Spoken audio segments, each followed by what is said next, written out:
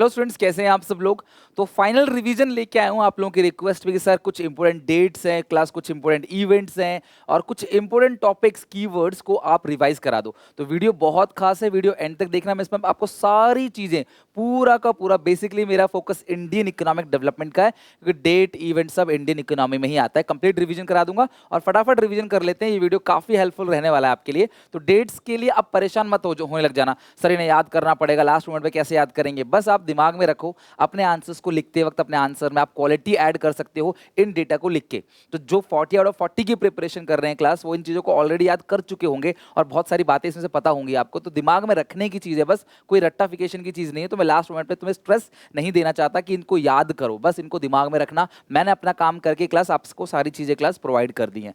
सबसे पहला, गवर्नमेंट ने जो सेंट्रल पॉल्यूशन कंट्रोल बोर्ड बनाया वो 1974 में बनाया है, यानी कि class CP, central pollution control board जो है वो क्लास 1974 में बनाया है। इन्वायरमेंट प्रोटेक्शन एक्ट क्लास ये बना 1986 में, जब भोपाल गैस ट्रेजेडी हुई इसके बाद। इन्वायरमेंट के अंदर पूछ सकता है क्लास आपको 1986, पूछेगा नहीं तो अपने आंसर्स में आप लिख सकते हो क्वालिटी को बढ़ाने के लिए, पर देखना जरूर, एक बार चीज़ दिमाग में रहेंगी तो बहुत काम आएंगे। आगे डेट्स एंड इवेंट ज़्यादा नहीं है, थोड़े बहुत ही हैं, फिर मैं आपको रिवीजन इंपॉर्टेंट कीवर्ड्स का बताऊंगा कि आप इतना चीज़ कर लोगे तो भी आपके पेपर में हो जाएगा। इंडिया ने मॉन्ट्रियल प्रोटोकॉल, याद है ना क्लास, मॉन्ट्रियल प्रोटोकॉल जो ओजोन लेयर में छेद हो गया था, उसके लिए क्लास साइन किया। क्लास मुझे बताओ कब साइन किया? 17 सितंबर 1992। तो आप 1992 ध्यान रखना। पाकिस्तान का इंडिपेंडेंस 14 अगस्त को हुआ क्लास, इंडिया का इंडिपेंडेंस 15 अगस्त को, लगभग सेम। और establishment of people Republic of China कब आया? 1949। चाइना को जो क्लास आज़ादी मिली 1949 में। जो फर्स्ट 5 ईयर प्लान है इंडिया का, जो फर्स्ट 5 ईयर पंचवर्षीय योजना, वो 1951 से 1956, चाइना का 1953 2 साल बाद, और क्लास 1956 लगभग 3 साल बाद जो है पाकिस्तान का। तो सबसे पहला जो प्लान लेके आए वो इंडिया में लेके आए। तो ये आप डेट जो है थोड़ा सा ध्यान रखना। बाकी ग्रेट लीप फॉरवर्ड के बारे में पूछ सकता है, पहले भी डेट पूछा गया था कि क्रोनोलॉजिकल ऑर्डर पे अरेंज करो, कौन सबसे पहले हुआ था, कौन सबसे लास्ट में हुआ था, मतलब कौन पुराना है कौन न्यू है। तो 1958 जो है उसमें क्लास जीएलएफ कैंपेन चला गया था। ध्यान रखना, ये जो जीएलएफ कैंपेन है ये मॉडर्नाइज करने के लिए, चाइना की इकोनॉमी को मॉडर्नाइज करने के लिए चला गया था जीएलएफ कैंपेन। कल्चरल रेवोल्यूशन चला था क्लास 1965 के पीरियड से, cultural revolution. Nationalisation of capital goods industry class 1970, ध्यान रखना क्लास 1970 से अगर हम बात करें पाकिस्तान की तो उन्होंने कैपिटलाइज गुड्स की जो नेशनलाइजेशन किया वो 1970। सिविल वॉर जो हुआ क्लास ईस्ट पाकिस्तान में वो कब हुआ? 1970। ध्यान रखना जब बांग्लादेश अलग हुआ ईस्ट पाकिस्तान से तो क्लास वो 1971 में। रिफॉर्म्स जो इंट्रोड्यूस किया गया, चाइना ने रिफॉर्म्स इंट्रोड्यूस किया 1978 में, पाकिस्तान ने रिफॉर्म्स को, इकोनॉमिक रिफॉर्म्स ना, एलपीजी चाइना ने सबसे पहले, आप कैसे याद रखोगे, चाइना का 1978, ठीक है, 10 साल बाद जो है वो पाकिस्तान ने किया, इंडिया का तो 1991 आपको याद ही है। वन चाइल्ड पॉलिसी, चाइना की वो फेल पॉलिसी थी, फेल हो गई, बंद कर दिया गया है अभी। तो वन चाइल्ड पॉलिसी 1979 में चाइना लेके आई और 2015 में क्लास चाइना ने इस पॉलिसी को पूरी तरीके से क्लास एबॉलिश यानी खत्म कर दिया, राइट। तो ये एक कुछ डेटा था, इतना ही डेटा बस आपको दिमाग में रखना है, दैट्स इनफ। इसके अलावा कोई डेटा आपको ध्यान में नहीं रखना है। ये सारी चीज़ें क्लास अब बहुत आसान है, बहुत अच्छे से आपको पता है, अपने आंसर्स में लिख सकते हो और चाहो तो इसको रिटेन कर सकते हो, राइट। अगर आपको रिवीजन करना है तो इसी कमेंट सेक्शन में लिख लिख के अच्छे से रिवीजन कर सकते हो, नोटबुक में लिख लिख के प्रैक्टिस भी कर सकते हो। अब मैं क्लास आपको चैप्टर्स के रिवीजन करा रहा हूँ। इंफ्रास्ट्रक्चर तो क्लास मैंने बता दिया आपको क्या है क्लास, वो सारी की सारी एक्टिविटी जो कहीं ना कहीं क्लास जरूरी है किसी भी इकोनॉमी को रन करने के लिए। इकोनॉमिक इंफ्रास्ट्रक्चर जो कि क्लास एनर्जी है, ट्रांसपोर्टेशन है, कम्युनिकेशन है, जो प्रॉफिट से रिलेटेड होता है जिससे अर्निंग कैपेसिटी बढ़ जाती है। सोशल इंफ्रास्ट्रक्चर के अंदर बेसिकली एजुकेशन, हेल्थ और हाउसिंग आता है, मतलब निवास स्थान, ठीक है। इंपॉर्टेंस ऑफ इंफ्रास्ट्रक्चर पक्का आएगा, वेरी वेरी इंपॉर्टेंट है क्लास, फैसिलिटेट करता है फंक्शनिंग ऑफ इकोनॉमी। इकोनॉमी को स्मूथ चलाने के लिए, स्मूथली रन करने के लिए इंफ्रास्ट्रक्चर का होना बहुत जरूरी है। एग्रीकल्चर डेवलपमेंट, जो एग्रीकल्चर है उसको डेवलप करने के लिए, उसमें भी मॉडर्नाइज टेक्नोलॉजी को लाने के लिए, उसको ग्रोथ करने के लिए भी इंफ्रास्ट्रक्चर का होना जरूरी है। किसी भी इकोनॉमी को डेवलपमेंट करने के लिए इंफ्रास्ट्रक्चर का होना जरूरी है। क्वालिटी ऑफ लाइफ को जीने के लिए, आप अच्छी क्वालिटी ऑफ लाइफ तभी जियोगे जब क्लास अच्छा इंफ्रास्ट्रक्चर होगा। अगर आपके पास बिजली नहीं, साधन नहीं, कोई चीज़ें है नहीं, बीमार पड़ते हो, आप इलाज नहीं करा सकते, पढ़े लिखे नहीं हो, एजुकेशन नहीं मिल रहा है, तो आप क्वालिटी लाइफ नहीं जी सकते। इवन इंफ्रास्ट्रक्चर रोजगार देता है और क्लास आउटसोर्सिंग को प्रमोट करता है। इंफ्रास्ट्रक्चर से बाहर से हमारे पास एफडीआई भी आता है, फॉरेन डायरेक्ट इन्वेस्टमेंट भी आता है। तो ये सारे पॉइंट्स आप लिख सकते हो।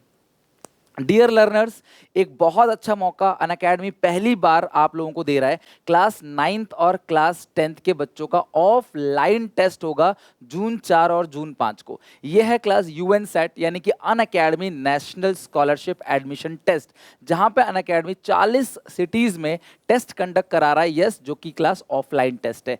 इस ऑफलाइन टेस्ट में क्लास आप जाके टेस्ट ही नहीं दे सकते, आपको क्लास स्कॉलरशिप जीतने का मिलेगा। 150 करोड़ तक का स्कॉलरशिप क्लास अनअकैडमी ऑफर कर रही है, और साथ में up to 90% scholarship worth ₹150 crore का, साथ में 40 रैंकर्स को एक आईफोन जीतने का भी मौका मिलेगा। टेस्ट टेकर को क्लास अनअकैडमी की टी शर्ट मिलेगी। तो जो भी बच्चा टेस्ट देने आएगा उसे अनअकैडमी की एक फ्री में टी शर्ट भी मिलेगी। तो डिस्क्रिप्शन बॉक्स में लिंक है, जाके क्लास इनरोल करो। कूपन कोड SPA10 है क्लास मेरा फ्री में इनरोल करने के लिए।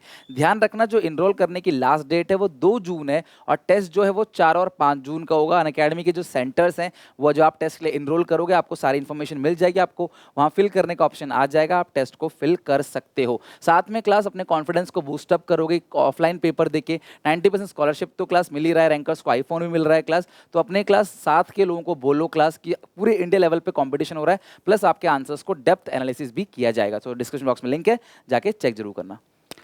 वापस आते हैं क्लास अपने टॉपिक पे, रिवीजन पे। अभी हमने इंफ्रास्ट्रक्चर कर लिया, अब बात करते हैं हेल्थ की। ठीक है, इंफ्रास्ट्रक्चर में ही हेल्थ की बात करें तो health is a state of completely physical, mental and social wellbeing, not merely the absence of disease. Health जो है वो सिर्फ एब्सेंस ऑफ डिजीज नहीं है। डेवलपमेंट ऑफ हेल्थ इंफ्रास्ट्रक्चर जो है कंट्री के अंदर होना जरूरी है, जिसकी वजह से क्लास हम लोग हेल्दी रहेंगे। और हमेशा एक हेल्दी पर्सन जो है वो उसकी प्रोडक्टिविटी ज़्यादा होती है as compare to unhealthy person. Okay, 3 tier system of health infrastructure. Health infrastructure के 3 टियर सिस्टम, यानी ध्यान रखना, प्राइमरी हेल्थ केयर, सेकेंडरी और टर्चरी हेल्थ केयर। प्राइमरी के अंदर vaccination, mother care, maternal care और चाइल्ड केयर आता है। हेल्थ यानी स्पेशलिस्ट के पास जाते हो, और यहाँ पे जाते हो जब आप ये रेफर करेगा, आपके पास स्पेशल इक्विपमेंट्स है, कोई बड़ा बीमारी का इलाज है क्लास, कोई बड़ी सर्जरी है जहाँ पे बड़ी बड़ी मशीनें, हेवी मशीन, स्पेशलाइज डॉक्टर्स की जरूरत होती है, तो वो क्लास जाता है लास्ट में tertiary health care. Indian system of medicine के बारे में पूछा जाएगा तो आप क्लास आयुष लिख सकते हो। आयुर्वेदा, योगा, यूनानी, सिद्धा, होम्योपैथी और नेचुरोपैथी, इतना पता होना चाहिए। बाकी आयुष के बारे में पता होना चाहिए कि यार ये जो ISM है वो हॉस्पिटल की भीड़ को कम करता है, नेचुरल तरीके से चीज़ों को ठीक करता है, कोई साइड इफेक्ट नहीं होता इन चीज़ों का, और इसका बहुत अच्छा मार्केट है, लोग इस पर ट्रस्ट करते हैं, बड़ी से बड़ी बीमारी का इलाज भी यहाँ पे हो जाता है। इससे क्वेश्चन पूछ सकता है, रिच और पुअर डिवाइड, यानी कि रूरल अर्बन, रूरल एरिया में मेडिकल फैसिलिटीज नहीं है, अमीर ही मेडिकल फैसिलिटी ले पाते हैं, गरीब लोगों को मेडिकल फैसिलिटी नहीं मिलती है। जो अमीर लोग हैं क्लास, उनके लिए हॉस्पिटल्स हैं, उनके लिए डॉक्टर्स अवेलेबल हैं, गरीबों के लिए नहीं है। वुमेन हेल्थ के बारे में बात कर सकते हो क्लास, जो women constitute half of total population, आधी पॉपुलेशन वुमेन है, और ये कहीं ना कहीं क्लास यहाँ पे कंपेयर टू मैन उनको पूरी फैसिलिटी नहीं मिलती है। ना उनको एजुकेशन मिलता है, ना इनको इकोनॉमिक एक्टिविटी में पार्टिसिपेशन मिलता है, ना हेल्थ केयर में फैसिलिटी मिलता है। तो ये वुमेन के साथ कहीं ना कहीं नाइंसाफी है, हालांकि ये बहुत कम होती चली जा रही है, बट फिर भी अभी भी इंडिया में ये चीज़ खत्म पूरी तरीके से नहीं हुआ है। Critical assessment of health infrastructure, health infrastructure में क्या क्या कमी है। Inequality distribution, rural urban area में डिस्ट्रीब्यूशन कम है इसका। हॉस्पिटल 3 लाख हॉस्पिटल हैं, 3 लाख लोगों पे एक हॉस्पिटल है रूरल एरिया में, वहीं अर्बन एरिया में 1 लाख लोगों पर 3 हॉस्पिटल, जबकि लोग वहाँ ज़्यादा रहते हैं रूरल एरिया में।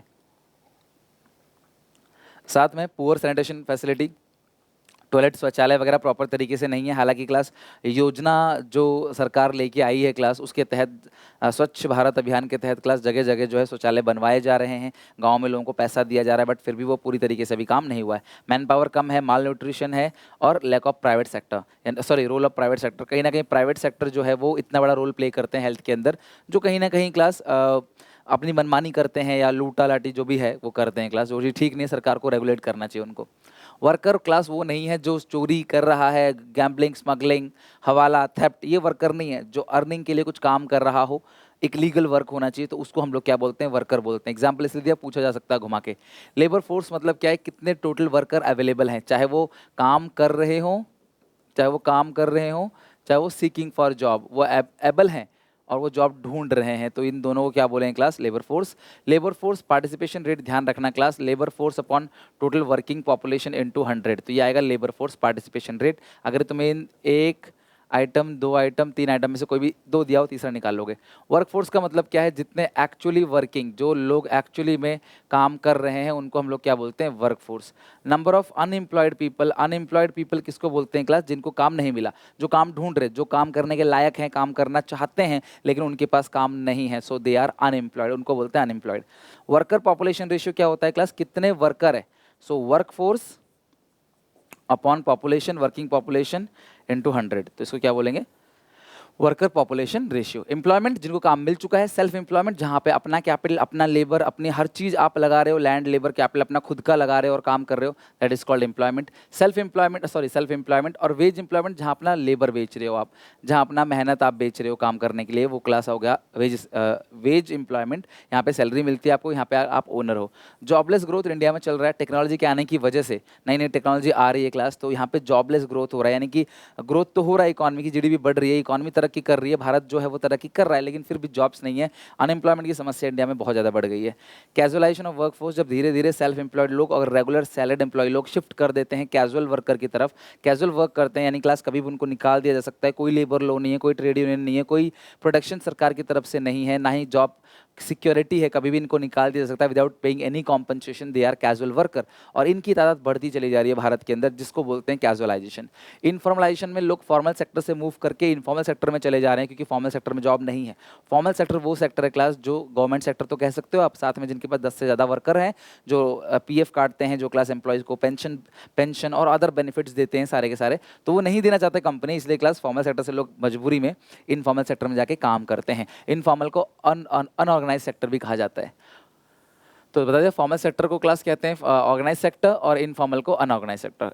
बेरोजगारी के कारण क्या है, बहुत सारे कारण हैं class, you know very well, और उसको ठीक कैसे किया जाएगा मैं कल ही बढ़ा चुका हूँ क्लास आपको, कि अनएम्प्लॉयमेंट के वेरियस रीजन है, उनमें से एक पॉपुलेशन रीजन भी है, लैक ऑफ एजुकेशन है, फॉल्ट इन एजुकेशन सिस्टम है, और बहुत सारे रीजन है। उनको ठीक करने के लिए गवर्नमेंट को हमारे एजुकेशन सिस्टम को स्ट्रॉन्ग करना चाहिए, मेल फीमेल के बीच का जो भेदभाव है वो खत्म करना चाहिए, लोगों को जागरूक करना चाहिए क्लास, यानी कि लोगों को जागरूक करना चाहिए, एम्प्लॉयमेंट अपॉर्चुनिटी देनी चाहिए, इंफ्रास्ट्रक्चर को स्ट्रॉन्ग करना चाहिए। ये सारी चीज़ सरकार अगर करे तो कहीं ना कहीं रोजगार बन सकता है।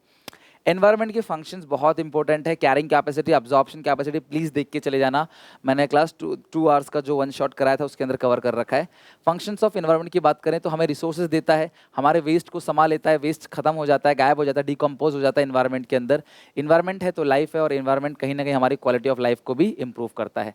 बाकी ध्यान रखना, जो ग्लोबल वार्मिंग है वो किसकी वजह से होता है, ग्रीन हाउस गैसेज की वजह से। इनके नाम पता होगा आपको क्लास, जैसे मान लो CH4 है, और सबसे बड़ा जो है वो कार्बन है, नाइट्रस ऑक्साइड, ये सब चीज़ें क्लास क्या है, ग्लोबल वार्मिंग के ग्रीन हाउस गैसेस हैं। ओजोन डिप्लेशन किसकी वजह से होता है क्लास, क्लोरोफ्लोरोकार्बन की वजह से। मॉन्ट्रियल प्रोटोकॉल यूनाइटेड नेशन लेके आया था क्लास, जहाँ पे कई सारे कंट्रियों ने साइन किया था। और आगे लिखा है क्लास यहाँ पे लैंड डिग्रेडेशन, मॉन्ट्रियल प्रोटोकॉल, बस ध्यान रखना किसके लिए, ओजोन लेयर में जो छेद हो गया था उसे कम करने के लिए बनाया गया था। लैंड डिग्रेडेशन और एयर पॉल्यूशन बहुत अच्छे से पढ़ के चले जाना। लैंड डिग्रेडेशन मतलब ओवरऑल क्वालिटी ऑफ सॉइल जो है वो खत्म हो जाती है, this is called land degradation. और सॉइल इरोजन के अंदर जो अपर लेयर है सॉइल की वो तेज हवा से उड़ के चली जाती है, इसकी वजह से क्लास न्यूट्रिएंट जो होते हैं वो चले जाते हैं, पौधा सही से ग्रो नहीं कर पाता, आउटपुट कम हो जाता है, प्रोडक्टिविटी कम हो जाता है। सस्टेनेबल डेवलपमेंट को अचीव करने के लिए हमें क्या करना चाहिए, जो रिन्यूएबल रिसोर्सेज है क्लास, ठीक है, जो रिन्यूएबल रिसोर्सेज है, rest the use of renewable resources, जिनको क्लास जो भी, देखो रिन्यूएबल रिसोर्सेज मतलब क्या है क्लास, जो बना सकते हैं, जिनको खत्म होने का डर नहीं है, उनको बढ़ाना चाहिए, नॉन रिन्यूएबल को कम करना चाहिए, ठीक है। तो ध्यान रखना, ये मे बी पॉइंट में क्लास मिस्टेक होगा कुछ, जो नॉन रिन्यूएबल रिसोर्सेज है, जो नॉन रिन्यूएबल रिसोर्सेज उनको रोको, जिनको आप दोबारा रिन्यू नहीं कर सकते। लेकिन जो रिन्यूएबल रिसोर्सेज है, लाइक सनलाइट है, विंड एनर्जी है, इन सब का आपने यूज़ करना है। पब्लिक ट्रांसपोर्टेशन का आपने यूज़ करना है। आपने class substitute of non renewable with renewable resources है, यानी कि जो आपको सब्स्टिट्यूट ढूंढना है, इसे हटा के क्लास आपको इसको अपनाना है। Become input efficient, control pollution control करना चाहिए। ग्रोथ, पॉपुलेशन की जो ग्रोथ है हमें उसको भी कंट्रोल करना चाहिए, जो जो पॉपुलेशन तेज़ी से बढ़ रहा है ना क्लास, उसको भी कंट्रोल करना चाहिए। इसके अलावा भी बहुत सारे रास्ते हैं, जैसे ऑर्गेनिक फार्मिंग है, हमें उसको यूज़ करना चाहिए। पब्लिक ट्रांसपोर्टेशन का हमें यूज़ करना चाहिए। विदाउट अगर आपको नेसेसिटी नहीं है तो प्लीज़ स्विच लाइट को ऑफ रखें, और पंखा भी मतलब का ना चलाएं। तो मतलब जितनी ज़रूरत है बिजली की खपत की उतना ही खपत करें, विदाउट क्लास अननेसेसरी पेट्रोल का वेस्ट ना करें यहाँ वहाँ गाड़ी घुमाने में, ना। ऐसे और भी बहुत सारे पॉइंट्स हो सकते हैं जो क्लास आप सस्टेनेबल डेवलपमेंट के उसमें लिख सकते हो। स्ट्रेटजी क्या है class, use of non conventional sources, यानी कि जो लेटेस्ट सोर्सेज हैं उनको यूज़ करो। क्लियर फ्यूल यूज़ करो क्लास। मिनी हाइडल प्लांट, जो क्लियर फ्यूल है जैसे CNG है वो यूज़ करो। हाइडल प्लांट, छोटे छोटे हाइडल प्लांट बनाओ जो कि बनते बेसिकली हिली स्टेशन में, मतलब हिली एरिया में। जैसे बहुत सीधी रोड, पक्की रोड नहीं होती, वहाँ पे रोड बहुत घूम घूम के रोड जा रही होती है, तो वहाँ टावर लगाना बड़ा मुश्किल होता है। तो वहाँ जो पानी गिरता है झरनों से, उनसे ही बिजली बनाते हैं। ट्रेडिशन, नॉलेज और प्रैक्टिसेस आपके पास होनी चाहिए। पुरानी चीज़ों का यूज़ करो, पुराने नॉलेज का यूज़ करो। जो हम लोग ग्रीन बेस्ड, पहले हम लोग कोई बीमारी होती थी, कोई दिक्कत होती थी, नेचुरल चीज़ों का यूज़ करते थे उसको ठीक करने के लिए, वो चीज़ करो। यूज़ ऑफ बायो कंपोस्ट, यानी कि क्लास कोई भी चीज़ को डैमेज करना हो तो नेचुरल तरीके से करो। बायोपेस्ट का यूज़ करो, यानी कि आप कोई भी इंसेक्टिसाइड, फर्टिलाइजर, पेस्टिसाइड बहुत ज़्यादा यूज़ मत करो। Unstable pattern of consumption and production, तो जो यानी कि आपने लैंड में रोटेशन करना है, क्रॉप को रोटेशन करना है, फार्मिंग को रोटेशन तरीके से करना है। अनस्टेबल पैटर्न ऑफ कंजप्शन और प्रोडक्शन को क्या करना है, आपको चेंज करना है। चाइना की इकोनॉमी के बारे में 5 बातें पता होना चाहिए। जीएलएफ कैंपेन आपको पता होना चाहिए। ग्रेट पोर्टल कल्चरल रेवोल्यूशन के बारे में पता होना चाहिए। इनसे क्वेश्चन पक्का आ सकता है क्लास। रिफॉर्म्स इंट्रोड्यूस हुआ, डुअल प्राइसिंग सिस्टम, पहला प्राइस सरकार सेट करेगी, फिर मार्केट, और एसईजेड बना के एक्सपोर्ट को प्रमोट करने के लिए, इन्वेस्टमेंट को वेलकम करने के लिए। और पाकिस्तान की इकोनॉमी की बात करें तो चाइना सोशलिस्ट इकोनॉमी है, ठीक है, और पाकिस्तान जो है, इंडिया भी मिक्स इकोनॉमी है। इम्पोर्ट देखो, इन्होंने 1970 से पहले रोल किसका था, सरकार का। 1970 के बाद रोल किसका हो गया, प्राइवेट का। 1970 से इन्होंने प्राइवेट सेक्टर को रोल देना चालू कर दिया, और 1988 में जाके इन्होंने प्राइवेटाइजेशन भी कर दिया। फाइनेंशियल सपोर्ट ड्यूरिंग लेट 1970 से पहले लोग बहुत ज़्यादा उधार लिया करते थे, लेते तो आज भी हैं, लेकिन क्लास 1970 के टाइम पे या लेट 1970 के टाइम पे ये लोग काफ़ी ज़्यादा बाहर से उधार लेते थे, डिपेंड करते थे बाहर पे। रिफॉर्म 1988 में आया, फिर क्लास इसका रेवोल्यूशन आया। तो एक क्विक रिवीजन था, मैं चाहता था कि आपको सारा का सारा रिवीजन करा दूं, डेट्स, इंपॉर्टेंट पॉइंट्स, और जो जो इंपॉर्टेंट पॉइंट्स होते हैं प्लीज़ को अंडरलाइन जरूर करा करो। पेपर आपका बहुत अच्छा जाएगा, कुछ भी आपको छोड़ के नहीं आना है। आज शाम को जो क्लास रिवीजन होगा 5 बजे, that is very much important for you.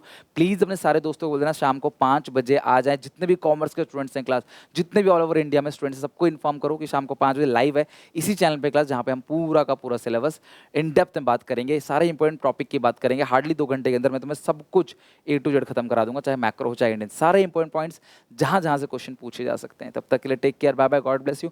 मिलते हैं नेक्स्ट वीडियो में क्लास। वीडियो को लाइक जरूर करना, शेयर करना अपने सारे के सारे दोस्तों में। बाकी रात 8 बजे एक मॉक आएगा, लास्ट मिनट टिप आएगी, उन सबको प्लीज मिस मत करना। वो मॉक बहुत इंपॉर्टेंट है जो आज रात को आ रहा है। वो मैंने खुद अपने हाथों से लिखा हुआ है आंसर्स, आपको दिखाने के लिए कि आंसर्स आपकी राइटिंग कैसे होनी चाहिए, लिखना कैसे चाहिए आपको, पूरी प्रेजेंटेशन और आंसर राइटिंग उसके अंदर है। Okay, take care, bye bye, मिलते हैं नेक्स्ट वीडियो में।